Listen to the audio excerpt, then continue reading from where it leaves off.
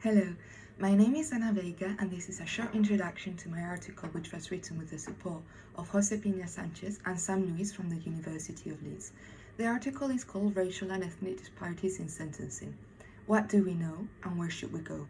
Numerous studies document the presence of racial and ethnic disparities in sentencing, and whilst most of these studies stem from the US, those in England and Wales also systematically reveal that black and ethnic minority defendants are sentenced more harshly than their white counterparts. In 1992, Hood found that after controlling for factors that affected the sentencing decision, such as guilty plea and prior criminal history, black defendants still had 5% greater probability of being incarcerated than their white counterparts. More recently, the Lamy Review unraveled that black and ethnic minority defendants had 140 higher odds of incarceration for drug offences. Despite the magnitude of these disparities, critics have been quick to point that the extent to which they show discriminatory practices in sentencing is questionable.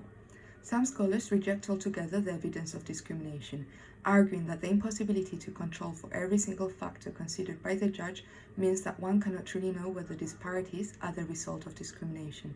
Other scholars, although not rejecting the possibility of discrimination, are wary in claiming that disparities are definitely the result of discrimination, since the evidence base is inconclusive.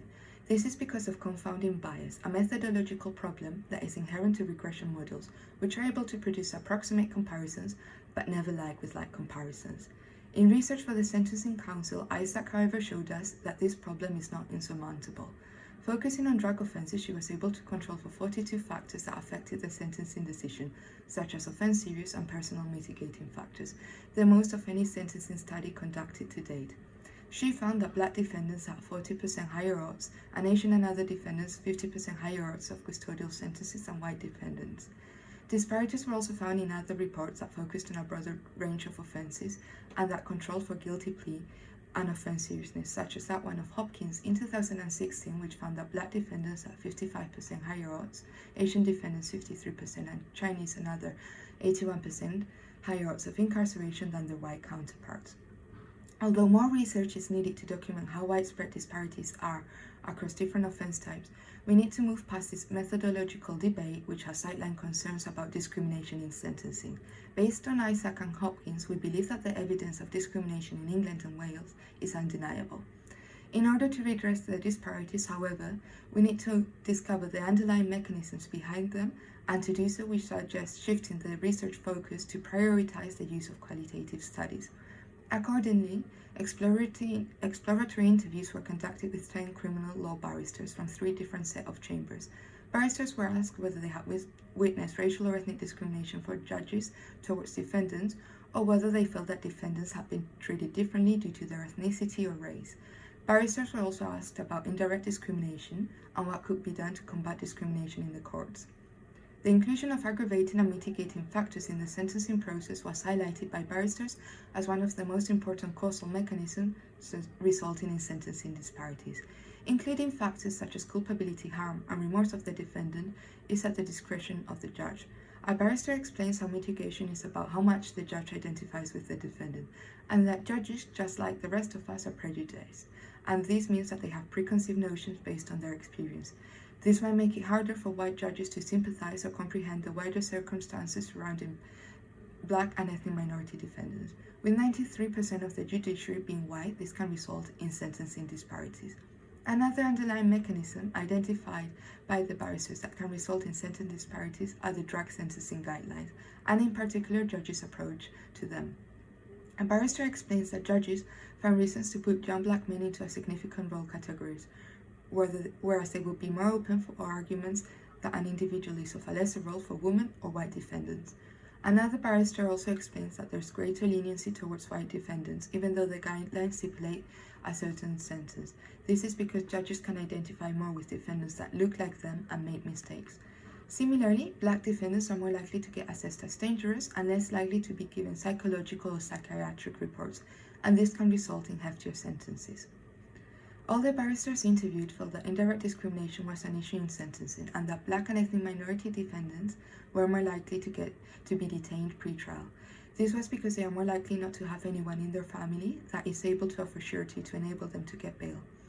Indirect discrimination occurred via the socio-economic conditions of defendants, with black and ethnic minority individuals more likely to come from deprived backgrounds. Another underlying mechanism identified by the barristers was that of disproportionate policing. Barristers expressed concern about racism and policeism and the fact that stop and search is disproportionately applied against Black and ethnic minority people. A barrister explained that the areas that have the highest Black and ethnic minority populations are over-policed compared to the more suburban areas, so you're more likely to be arrested than if you were a white person doing the same thing. The issue of cumulative discrimination resulted in sentencing disparities, with Black and ethnic minority people being more likely to have more extensive criminal histories as a result of over-policing, and this resulting in heftier sentencing. One of the most important and effective ways that we can combat discrimination in the courts is by increasing judicial diversity, since judges' inability to sympathize or comprehend the wider circumstances that leads to offending can lead to sentencing disparities.